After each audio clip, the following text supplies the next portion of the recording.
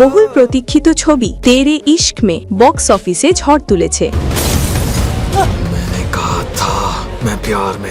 মুক্তির পর থেকেই দারুণ সাড়া ফেলছে ধানুষ ও কৃতি স্যানন অভিনীত এই সিনেমাটি। প্রথম দিনেই ছবিটি আয় করে 16 কোটি রুপি, আর দ্বিতীয় দিনে এই আয় বেড়ে দাঁড়ায় 17 কোটি রুপিতে। 2 দিনে মোট কালেকশন 33 কোটি রুপি। मुक्ति के पीछे भाग मत।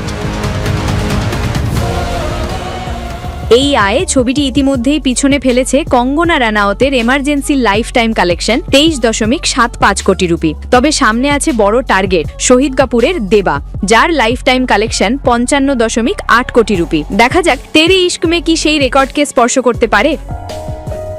तुम अच्छे लड़के हो अबीर।